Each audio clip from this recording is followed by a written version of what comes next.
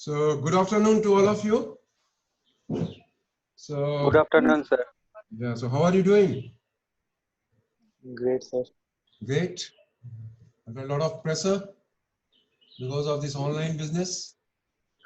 Yes, sir. Huh? You Yes, see, sir. Yes, sir. I can understand the problem, but this problem there's hardly you can do because you see your classes are run as if you are on campus, right? The same schedule is being followed.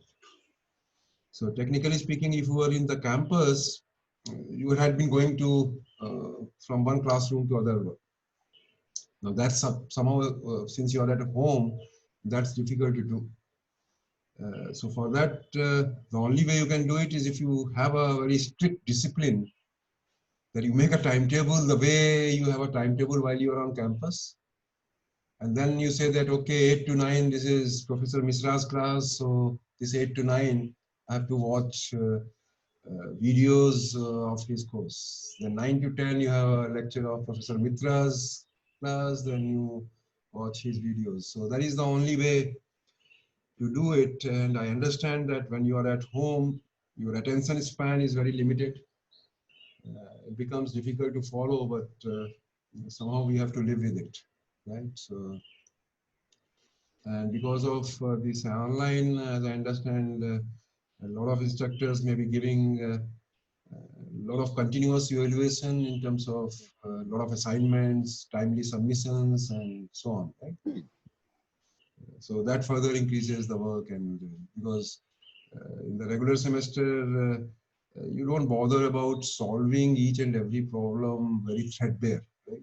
You just try to understand the basic concept or basic approach behind it, and then whenever it comes, you try to solve it. But once you have been asked to submit assignment, you have to write each and every step very carefully. So it's difficult, but I would be more than willing to receive any feedback in my course. If you feel the course is getting over ambitious, feel free to give your suggestions. If I find merit in them, certainly I would like to incorporate. Right. So feel free anytime during the discussion hour today. So what I have done, so I have a habit of doing a lot of experiments. So this online examination is something which is new, and we all are learning to how to conduct it. I did Sir? it. Yeah, I'll just hear it. Let me just complete it, and then I can just open it for you. Then last semester I did a lot of experiments. Last semester I was teaching a course of 270 students. Now you can imagine if you are teaching a course of 270 students, online evaluation becomes a challenge. So I did some experiments over there. I believe that I succeeded to a large extent. This semester I'm doing some other kind of experiments. I may fail. So have you understood the way evaluation is going to take place in my course? Yeah.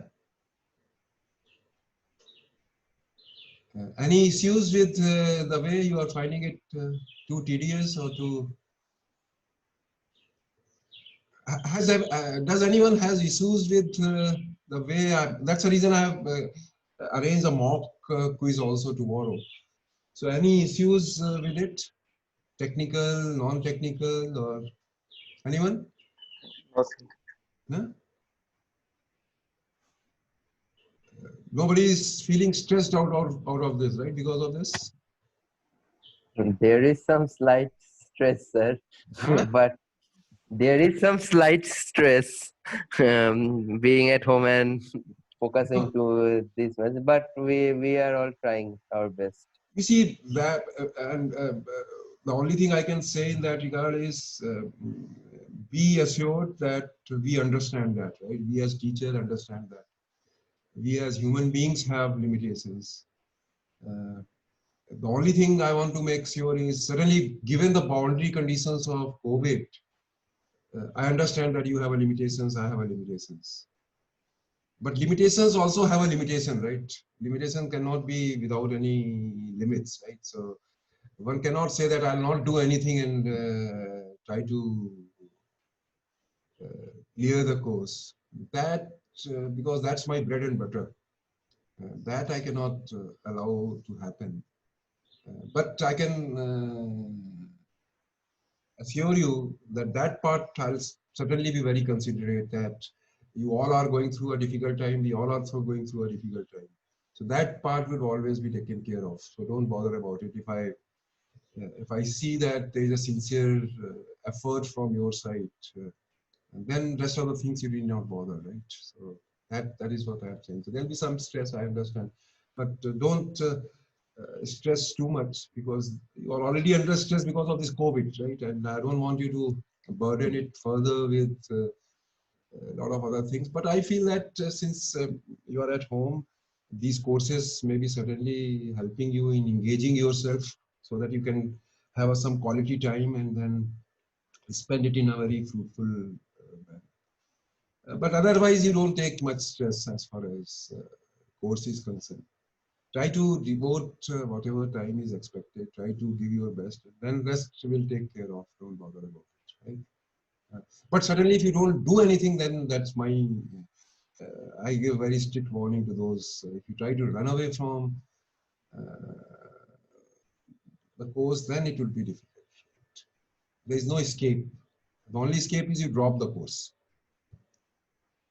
But those boundary conditions I'll take care of. I'm promising that. Okay. So this evaluation I'm experimenting. Tomorrow I'll see how does it work. So I have given, so as you understand the mock test, so normally in the main quiz, I have converted into 3 parts. You see, this is just to make sure that the process looks fair. Because I firmly believe that your process should not only be fair, it should be perceived to be fair. Now, when you give all the 3 questions together and all 34 people sitting in all different corners writing it, it should look like a fair examination. That unfair means have been minimized to the extent possible, right? And that's the reason why I've said that these would be released in sequential manner, so that at any given point of time, you're not sure what next 2 questions are there in this thing, and you will immediately submit the first one, right? So this is just to make the process fair. It is not to harass you or right. So it is for your interest that it is being worked. But if it doesn't work, this is an experiment. I said this is a new learning for me. I might fail in my learning. Then we'll modify it. We'll see with our experience tomorrow. All right. So the way it goes is in the main quiz there will be 3 parts. 3 parts means 3 parts correspond to 3 questions. So each would be roughly 25 minutes. Third part is optional, right? So if you feel that in the first 2 you have maxed out and you have done both the correctly, there is no need for you to give the third part, because in terms of getting marks you won't benefit, but in terms of learning or seeing a third question you may always benefit. So you can always, and I hope you are not occupied at 9. No, that is on Wednesday. So Wednesday at 3, beyond 3. 3 to 4 I have. So third question would be beyond 4, right? Do you have any online session at 4 on Wednesday? No, sir. Huh? No. So that means that slot is free. So you can always use that slot. And that is, as I said, that is not mandatory. That is required only if you want to consider best 2 of the 3 performance. Right? So the third one is like a bonus question. There is no need to consider, but if you consider it, if you attempt it, then your best 2 performance out of 3 will be considered. But in the mock test, I have not given any bonus test, because that is more for a testing, whether uploading and other things is happening properly. The time allotted is also slightly less in the mock test, but it would have a proper question. You can attempt it. It will not be considered for any other purpose other than for testing purposes. Testing means whether all technical things are working fine or not, right? So quiz 1 is more just to test whether the whole process which I am going to follow for the main quiz, whether that is working fine or not, right? So that mail you have received, right? Everyone has seen that mail? Yes, sir. Yes, sir. Try to be. So the only challenging part, which I feel should not be a challenging, that you have to be on the Zoom, right? Simultaneously. So you should be writing exam in front of me in certain sense, right? See, you open the Hello, you can download the question paper, right? And then you have to write. So let's see how does it work. Hopefully it should work fine. I don't see any issue. Do you see any issue with it? So 7:50, around 8, this Mookit platform opens for you. The questions would be visible to you. Part A. You can see it. You have to log in into your Zoom. You should be visible on the Zoom as well. Then you start writing down the exam. You have to upload. You see, formally the exam would end at 8:29, right? Around 8:29. But I expect you to finish it by 8:25.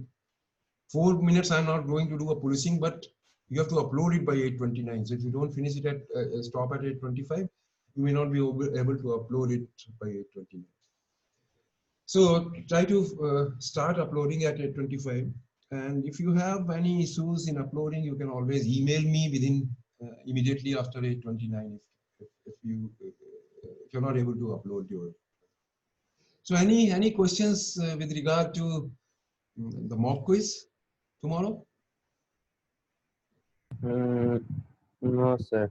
No. No? Okay, good. So then Sir, you can ask. Yeah. can you upload from the mobile? I'm not sure about that. Last time I did it from the laptop. You uploaded. I am not a technical person, so you should be able to do it. You should be able to do it, because the basic assumption in Mookit is that a lot of you may not be having a desktop at home, so you may be using mobile. So my answer would be Sir, yes. we can upload it. You can upload it, right? Yes, Yeah. yes. So you got the answer, right? Okay. Yes. Any other question? So I'll Sir, yeah. so we are allowed to keep our notes with us, right? You can use anything in this world, except that you should not get somebody else to write your examination. You can use any textbook, you can do anything. Web, you can even go to the web and find a solution, right? You write down, that is perfectly fine with me. Because I cannot do a policing, right? It is up to you. But my suggestion would be, certainly seeing a notes helps because they would be available in front of you. These solutions will be available. Do you need solutions of these problem assignment 1, assignment 2? Yes, sir. Yes, sir. So I'll Yes, upload sir. it today. I'll try to upload it by today evening. Right. So you can use anything you want. That is not a worry. But Thank you, sir. But what I'm saying is don't just rely on that because otherwise what may happen is there is a limited time. And if you start thinking that there may be something from the assignment only 100%, then you start wasting time looking at each and every problem and then quiz is over, right? So you can certainly do it. There will be similar kind of problems, but no issues in using your notes and so you can use anything. Yeah. Any other? Yeah. Sir, what is the syllabus for the first quiz? You haven't seen I modified it. I think last Zoom or last our discussion hour, I said up to assignment 2, which is up to the scale invariant estimation. Now, if you see the announcement, I have, I think, written it over there that it is up to the scale invariant estimation. Is it okay? Okay, sir. Any other?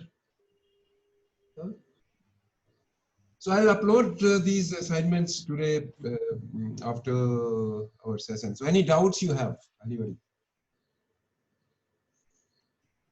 Sir, in question number 7, 7, the assignment number? assignment number 2, Okay. the if part is okay, but how can I prove the only if part? Can you please explain that? Okay, let me see. So question number 7, yeah. So this question number 7 is like, if you recall your last course, Inference 1, you did a necessary and sufficient condition for a uniformly minimum variance unbiased estimator, right? Hmm. So there you said that delta naught is UMVUE if and only if it is unbiased and covariance between delta naught and U is 0 for all unbiased All estimators the U of. estimator of So it is something on that lines.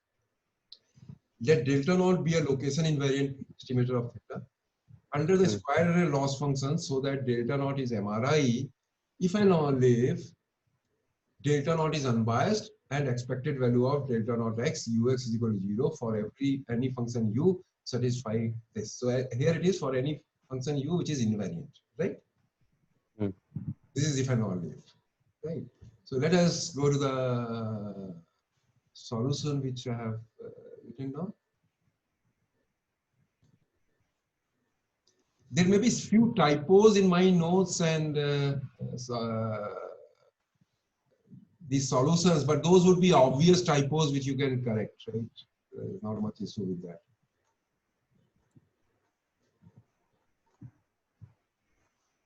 Yeah, so first I say suppose that delta naught is location invariant MRI, right? So that means it is a location variant and it is a minimum risk invariant estimate.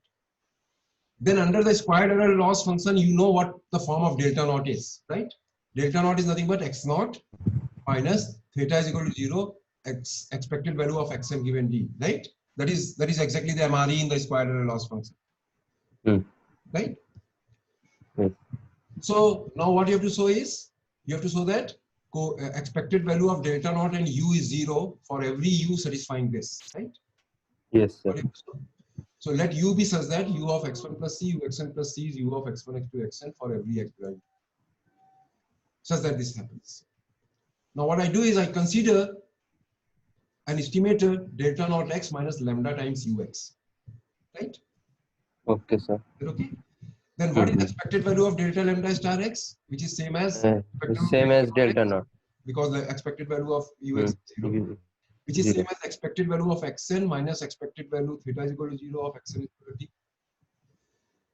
which is same as expected value of theta is equal to, so expected value of at theta is equal to 0 of xn given d I try to find out, right? This is at theta is equal to 0.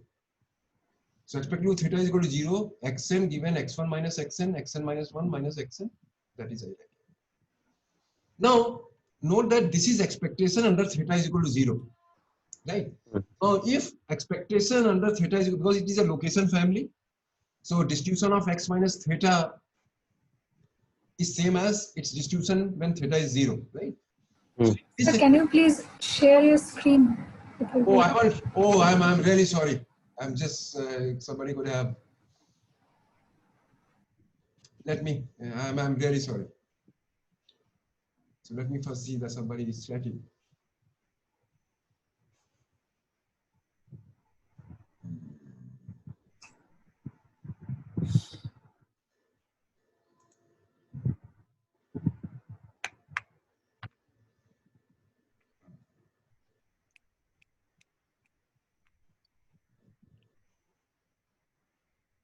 Is this the one? Oh, what has happened to? Oh, I have closed that. That is an issue.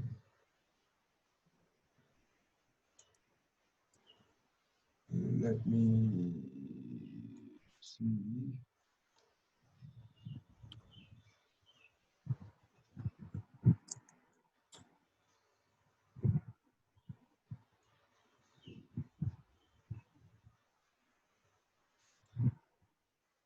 Can you see the screen now? No. Yes, sir. You can see the screen, right? Assignment number 2. Yes, sir. No, sir. Yes, sir. You can't see. Okay, let me see. Let me minimize a lot of things.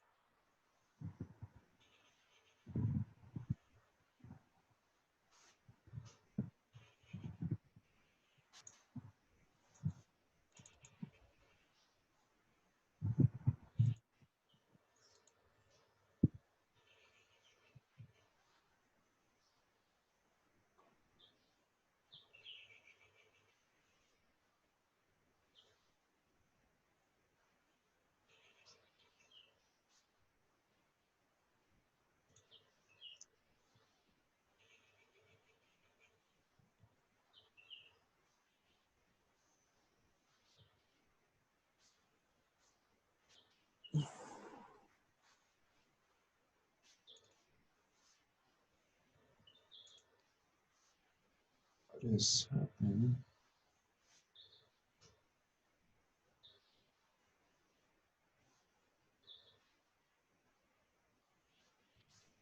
So we can see your screen. You can see the screen? Yes, sir. Okay, let me see. I'm not.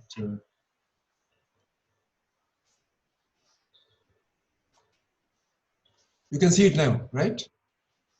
Yes, sir. But this is assignment number 1. Yes, sir. Assignment number 1.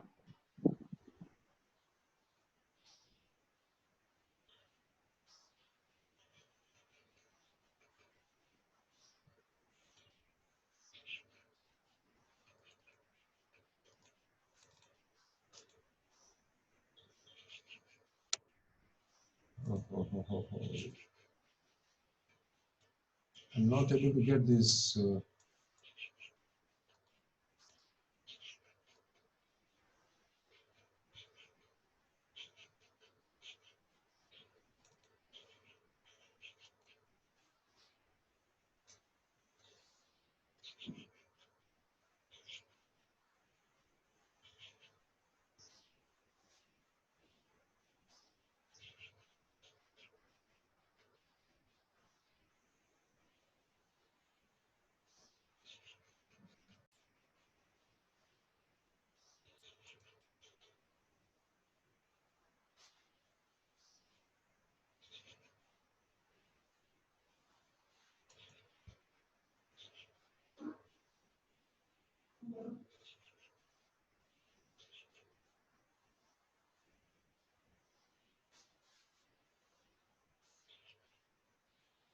This is clear.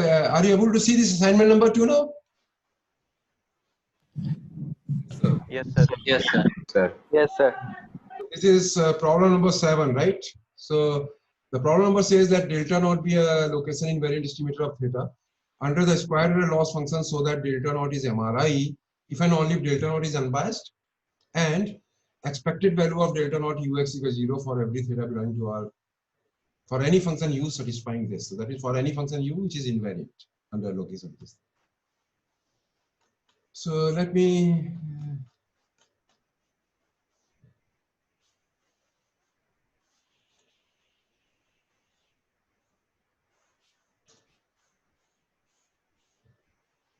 yeah, so suppose delta naught is a location invariant, right?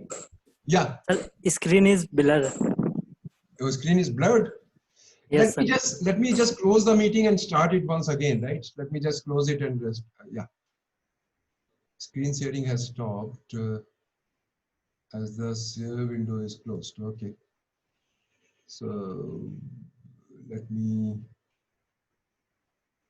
yeah. So I'll have to again go back to the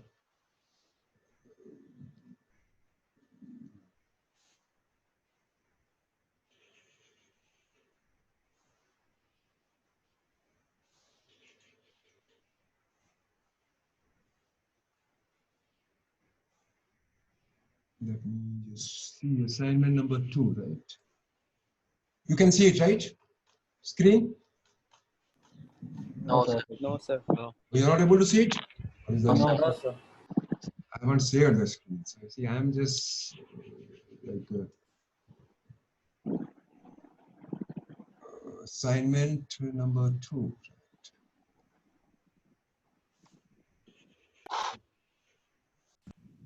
You can see it now, right? Yes, sir. Yes, sir. Yes, sir.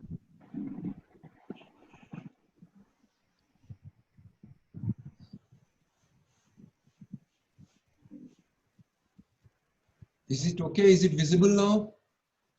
Yes, sir. Yes, sir. Okay. Yes.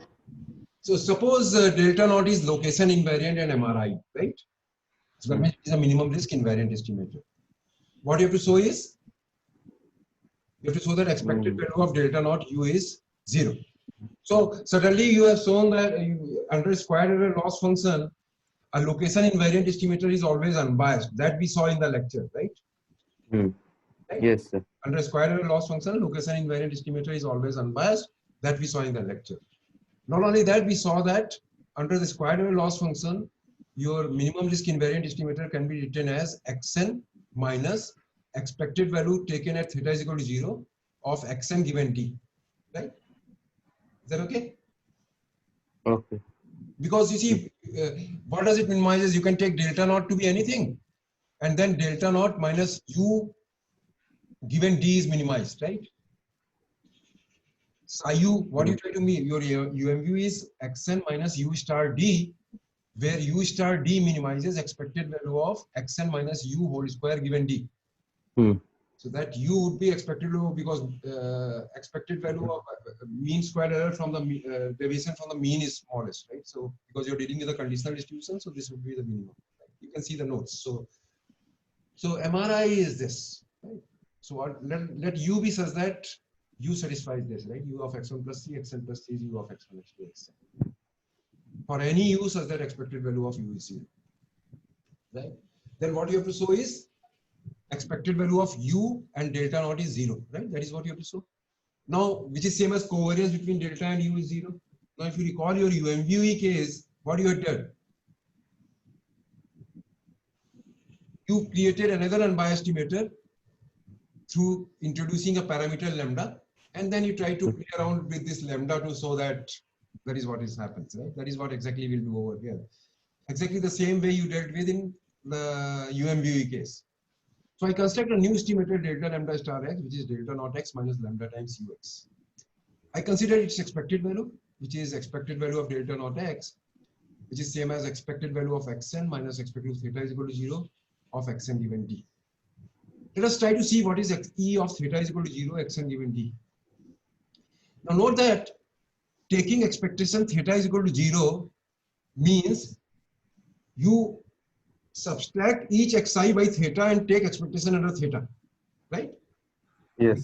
X1 minus theta, X2 minus theta, Xn minus theta has the same distribution as if theta was 0 because theta gets away, vanishes. So that is what I am doing over here. This was expected value of Xn given X1 minus Xn, Xn minus 1 minus Xn.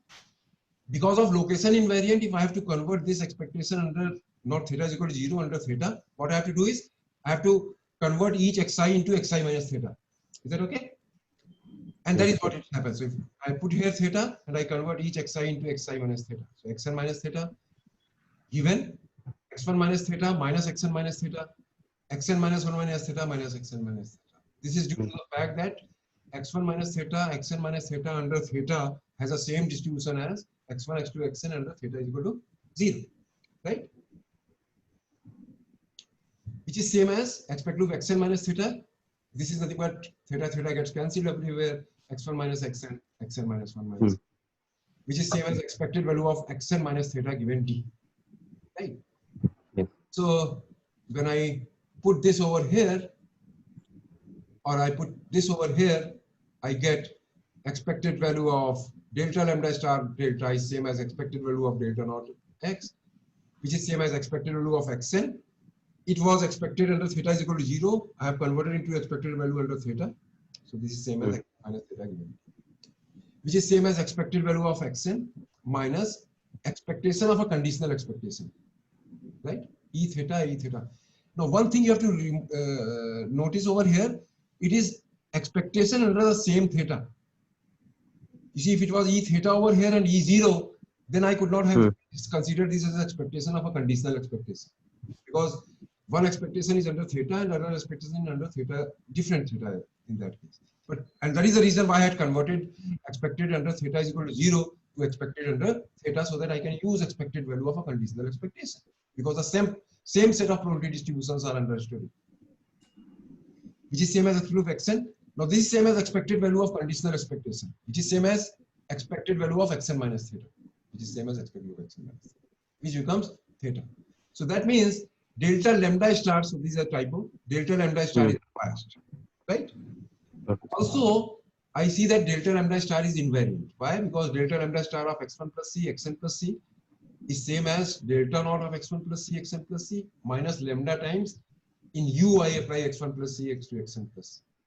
But u of x1 plus c, xn plus c is same as u of x1, x2, xn by the definition. So it is same as minus lambda times u of x1, x2, xn. And delta naught is invariant. So this is same as delta naught of x1, x2, xn plus c. Is that okay? Which is nothing but this delta naught x1, x2, xn minus lambda times u of x1, x2, xn is nothing but delta lambda of x1, x2, xn. Right? So this implies that delta lambda star is di, is invariant and unbiased. But what you know is among all invariant estimators which are unbiased, delta naught is the smallest race. So that means delta lambda star theta is greater than delta risk of delta naught theta for every theta. And for every lambda also, right? Because for any lambda, this is an invariant estimator. Is that okay? So yes, sir. Delta lambda star is unbiased. That is what we have seen. So this same as variance of delta lambda star is greater than or equal to variance of delta naught is also unbiased. So variance of delta naught. So this is what exactly you did in the estimation case also. Variance of delta lambda star is nothing but delta naught minus lambda times u.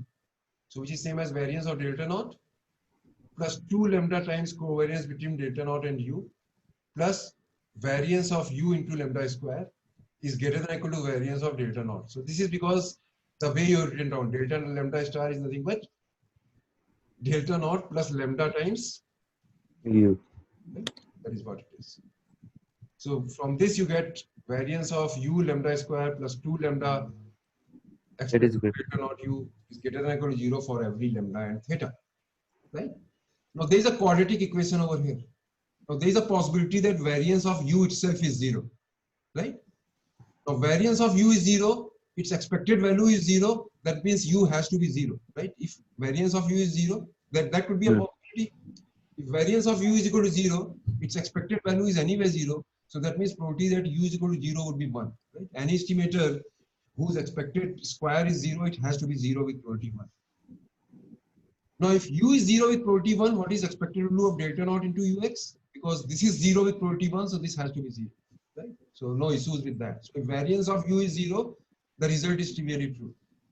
The other possibility is variance of u is expected value of u square, because expected value of u is 0, is positive. Now this is a positive, this is a quadratic equation with coefficient of quadratic term, which is lambda square, is positive, right? So it is a convex function, right? Because if you take the double derivative, in fact, you can draw the function. It would be increasing if lambda is greater than minus expected value of delta naught u divided by variance of u, right? You can take the derivative and see when it is positive. So 2 lambda variance of u plus 2 times expected delta u is greater than 0 is strictly increasing. That means lambda is greater than minus of expected delta naught u divided by variance of u is increasing.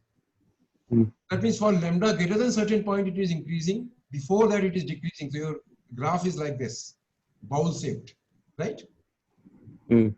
Graph Yes, is sir. bowl shaped. Well, With minimum at lambda is equal to minus expected value of delta naught u divided by variance of u. right? Is that Yes, okay? sir. But you know that delta naught is MRIE and it is a strictly convex function. So the minimum would be unique. Yes, sir. So minimum has to be at lambda is equal to 0. Right? Because delta naught is the MRIE. There cannot be any other MRI in this case, because if there is any other MRI other than lambda u, so that means you are saying that the minimum is at minus 2 expected delta naught u divided by variance of u. Okay, sir.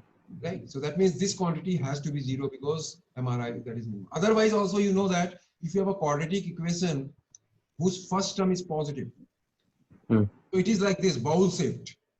It is a bowl shaped and you are saying it is always greater than or equal to 0, right? That means this quadratic equation, that means it never touches the x-axis, right? Because it is always greater than or equal to 0. If it touches at most once, because it can be 0. But it never crosses x-axis, because if it crosses the x-axis, then this would be negative also, right? Because this quadratic equation is a bowl shaped. Bowl shaped means U-shaped, right? It is increasing after lambda greater than this, decreasing before that. So it is a U-shaped curve with minimum at minus expected delta naught u divided by variance of u. So this is a quadratic equation whose curve is U-shaped. I am saying it is always greater than or equal to 0. That means it is always either touches x-axis or it is above x-axis, but it never crosses the x-axis, right? That means, what does that mean? It has no real roots, or if it has a real root, then b square 4ac has to be less than or equal to 0, right? That's what it says. Either it is greater than, it is either zeros, either it is 0 or it is greater than 0. That means either it has only one root or it is strictly greater than 0, so no real root. So that means b square minus 4ac is greater than, is less than or equal to 0. What is a b square? 4 times expected delta naught Whole square. minus 4ac is just 0. So that means 4 times expected delta u square is less than or equal to 0. But this is square, so this can never be less than 0. So that means expected delta naught u has to be 0 for everything. Is that okay? Yes, sir. Yes. Yes, sir. Is that okay? Yes, sir. Any other problem? So our converse part is easy, right? Yes, yes. The converse is easy.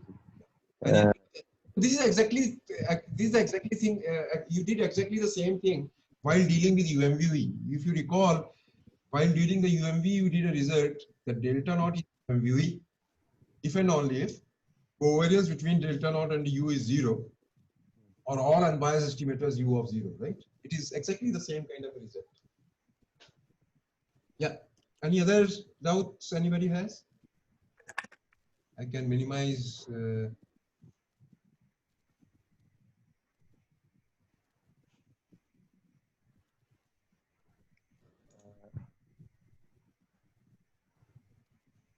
can't see.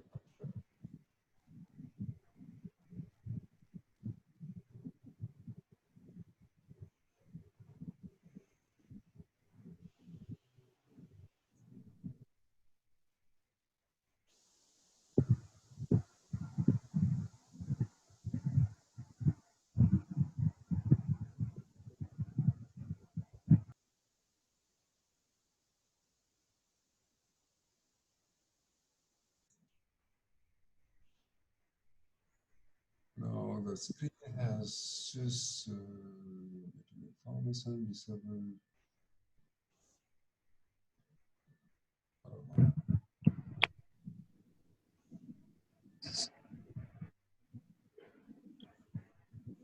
Sir, instead of minimizing, you can just opt for stop sharing, I guess. Then again, when you can press on share, then you can. Right. Okay. That's fair. Yeah. So any other doubt? Sir, in problem number 6, assignment 2, Yeah. so, I am unable to get the final form of the estimator. Assignment 2, problem 6. Let me see. This is assignment number 1.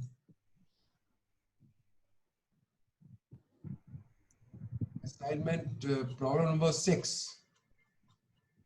Yes, sir. This is the one. So let me first show the problem for the interest of everybody.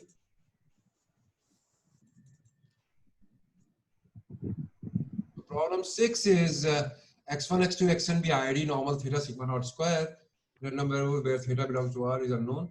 Let the loss function is alpha times a minus theta if theta less than a, beta times theta minus a if theta greater than equal to a. Right. So Sir, you can start sharing the screen, then we can all see.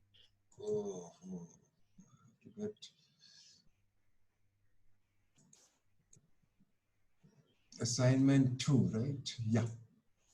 You can see now? Yes, sir. Yes, sir. It's visible. Yes. So let x1, x2, xn be ID normal theta sigma naught square.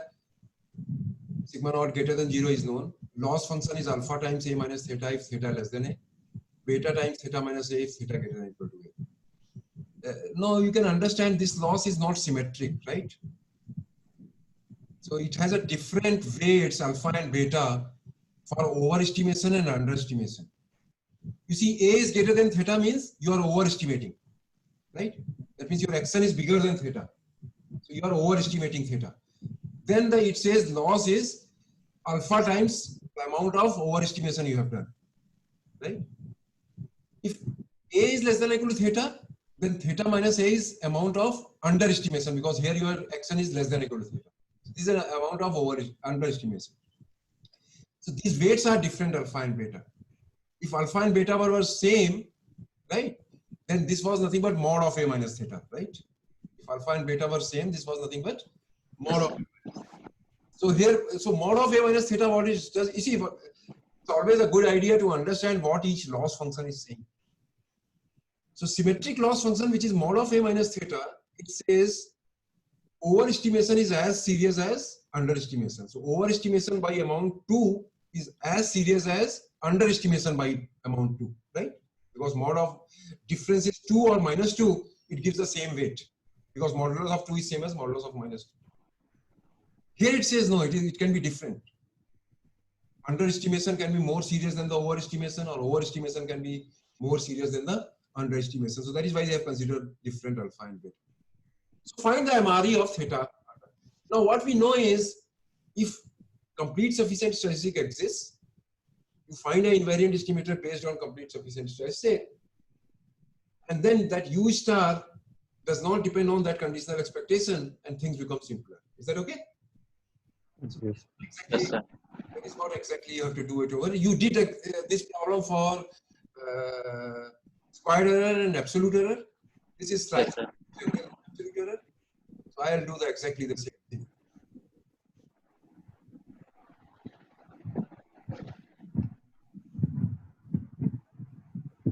So L theta is same as W of A minus theta, which is same as alpha times A if A is positive, because if A is greater than theta, it was alpha times A minus theta.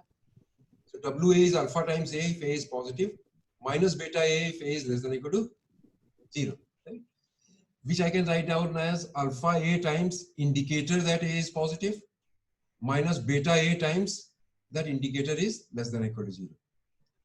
The estimation problem is invariant under G of transformations considered in problem 1, which is the additive group of transformation with same G bar and G tilde. So G bar is same as G bar C of theta is same as theta plus C.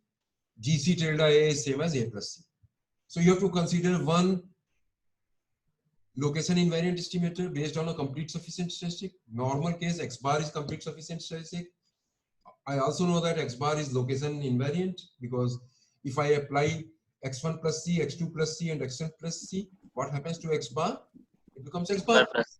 X bar plus. So it is invariant. It is a function of a complete sufficient statistic.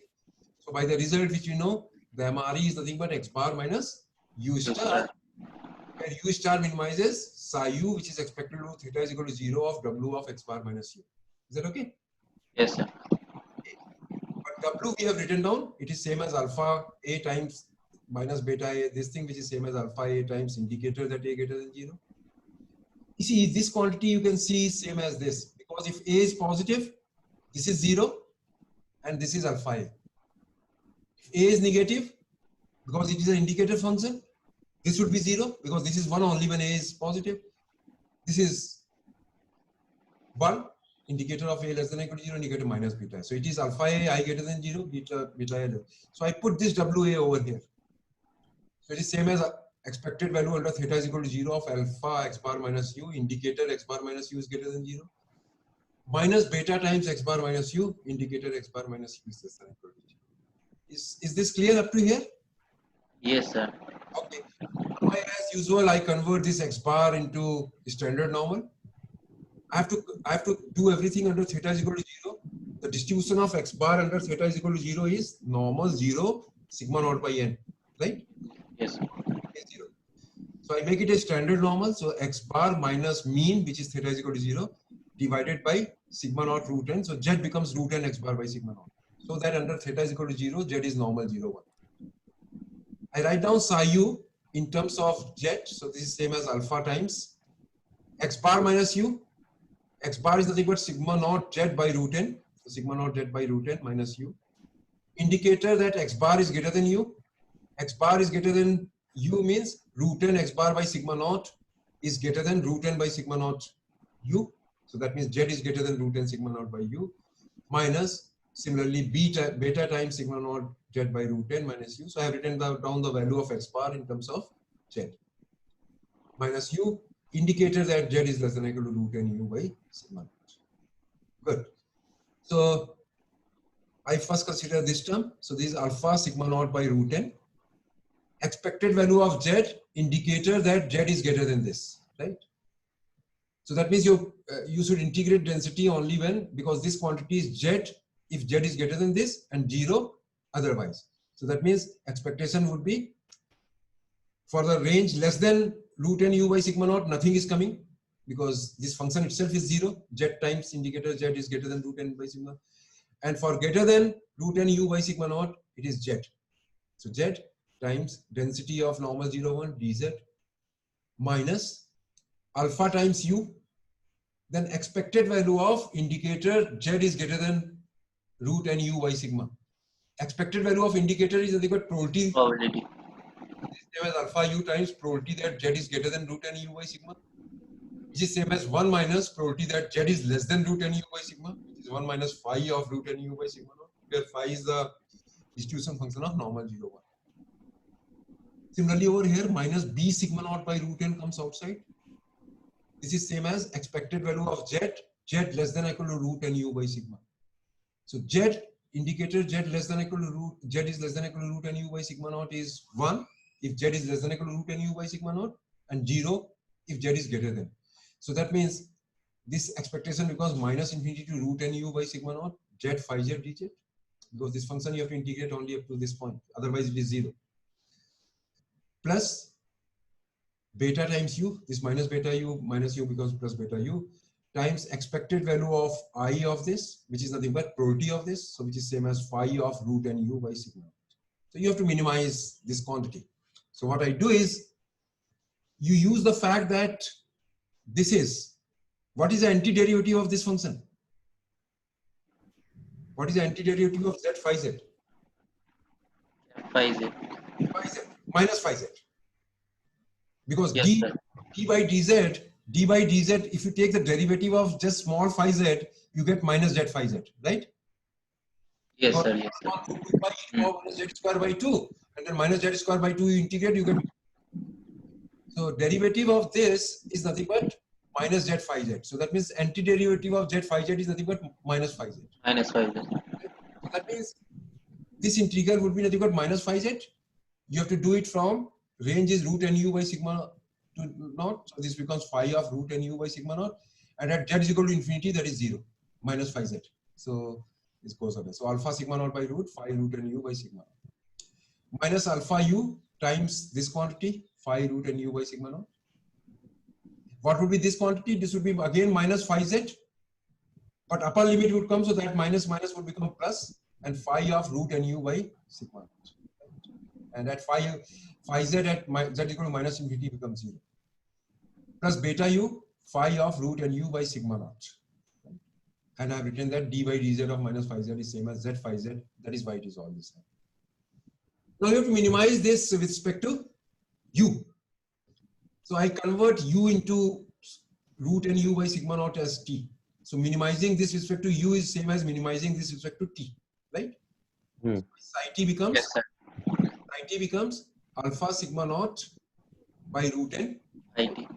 phi of t minus alpha u is nothing but sigma naught by root n t 1 minus phi t plus beta sigma naught by root n phi of t plus beta u is nothing but sigma naught by root n t capital phi t. So everything has become minimizing this, right?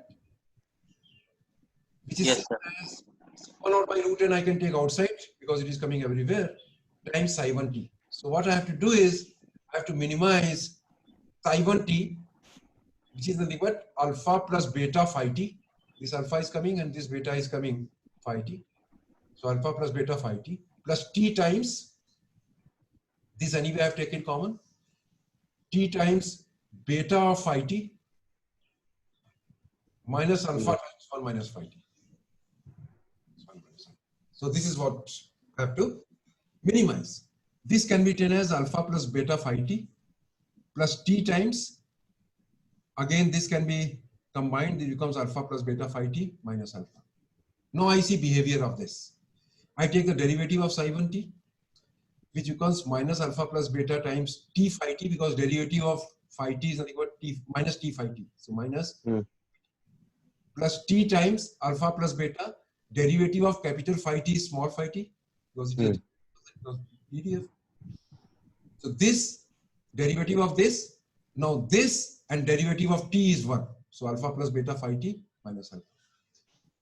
I simplify, this becomes alpha plus beta times phi t minus alpha. Is that okay? Very simple formula. Yes, sir. I see when psi 1 is increasing, psi 1 is increasing if phi t is greater than alpha upon alpha plus beta. But phi t is strictly increasing, so that means it would be increasing if t is greater than phi inverse of alpha upon alpha plus beta. Okay? That is because phi is strictly increasing. So the equality would be on the same way when you take the inverse image. If phi was decreasing, this would have been t less than phi inverse of. Reverse. So it is, since phi is increasing, the limit greater than 0 is exactly in the same direction. So it says it is increasing if t is greater than phi inverse and decreasing if t is less than. So I think this graph I have drawn other way, right? So it would be other way, U-shaped it would be, right? This graph I have drawn other way because it is increasing after t Greater than something. So where is the minimum? Phi inverse alpha by alpha plus beta. So u is minimized at, so it is minimized at t is equal to phi inverse of alpha upon alpha plus beta, but u was nothing but sigma naught upon root n t. So it is minimized at sigma upon root n phi inverse of alpha upon alpha plus beta. So umvu is nothing but x bar minus sigma naught by root n phi inverse of alpha upon alpha plus beta. Is that okay? Yes, sir. Yes.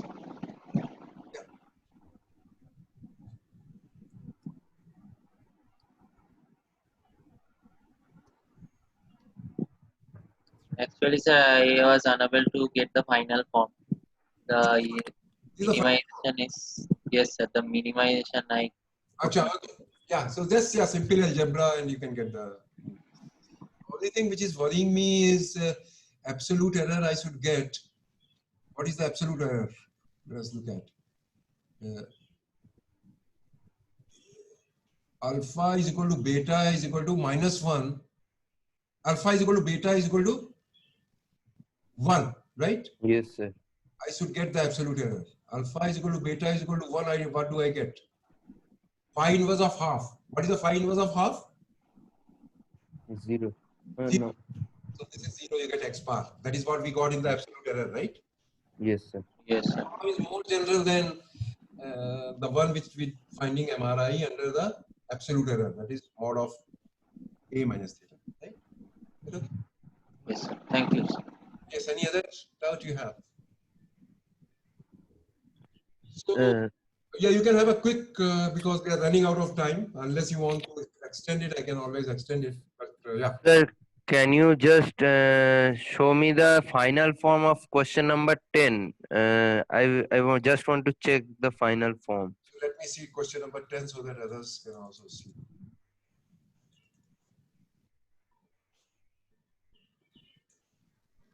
Question number 7 is uniform 0 theta distribution. Find the MRI of theta under the multiplicative group of transformation. So again, it is a uniform 0 theta.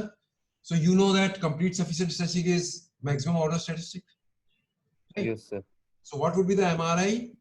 Xn upon U star, where U star minimizes psi u of expected under theta is equal to 1 of Xn upon U minus 1. Right? That is what the MRI is. So let us see. Problem number 10, right?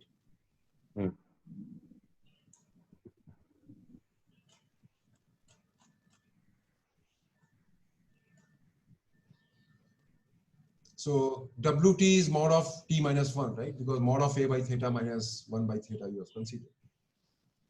So I've said MRE is Xn upon U star, where U star minimizes psi u, which is expected value of mod of Xn by U minus 1 at theta is equal to 1. At theta is equal to 1, what is the density of Xn? Maximum order statistics from uniform 0, 1? It is n times t to power n minus 1, right? You can see from your earlier courses. Density is this, of Xn under theta is equal to 1, right? So it is equal to 1 mod of t by u minus 1. This is what you have to minimize, right? So two cases arise, t less than u and t greater than u, because you have to break this mod into two parts. So when t is less than u means t by u is less than 1. That means this is less than 0. So mod would be equal to 1 minus t by u and t to power n minus 1 u dt. Then t is greater than u to 1, then it is t by u minus 1 n to power t minus 1 dt. Right? And this is for u between 0 to 1, right? If u is not between 0 to 1, then things would be different. You can, this is a simple integral, you can find it out. This turns out to be 2u to power n plus n upon n plus 1 upon u minus 1. I take the derivative, so this is the final expression, turns out to be psi prime u is nothing but 2n u to power n minus 1 upon n plus 1 minus n upon n plus 1 upon u square. I see when it is greater than 0 and when it is less than 0, because that gives me a behavior of this function u. So it is greater than 0, that means it is increasing. If u is greater than 1 upon 2 to power 1 upon n plus 1. And increasing if u is less than this, so that means, right? It is decreasing, so the u star turns out to be 1 upon 2 to power 1 upon n plus 1. So this is what the MRE turns out to be. Is that okay? Okay, sir. Okay. Any other doubt, quick doubt?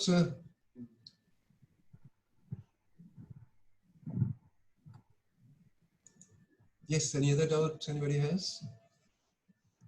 Hello? Yeah.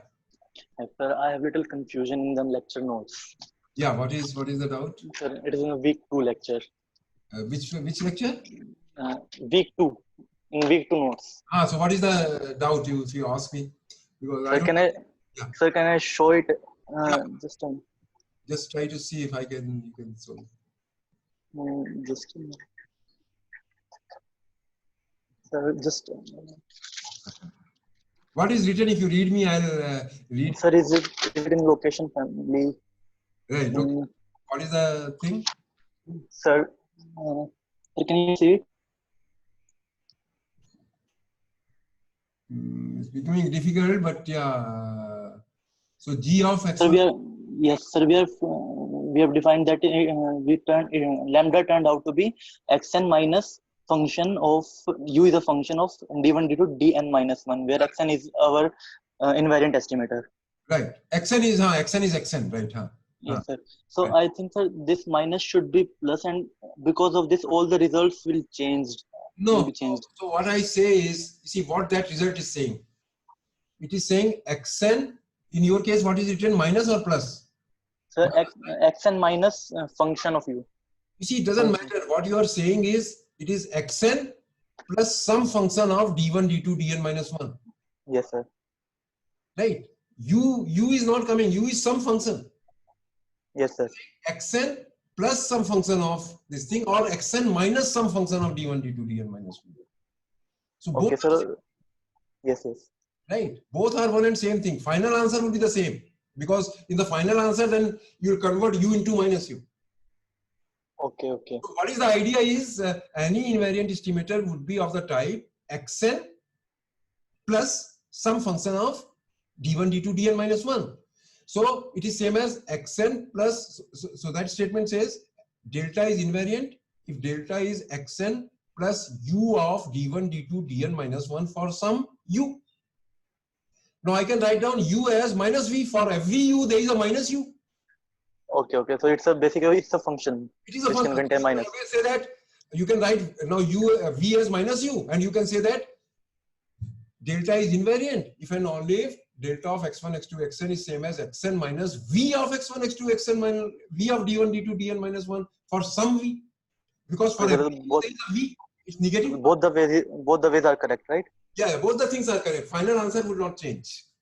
Okay. Thank you, sir. Any other doubt? Okay, I think we had a long session, but unless you want to stay back, otherwise we can disperse. I'll try to upload these assignments, solutions tomorrow. See you around 8. Any other doubts?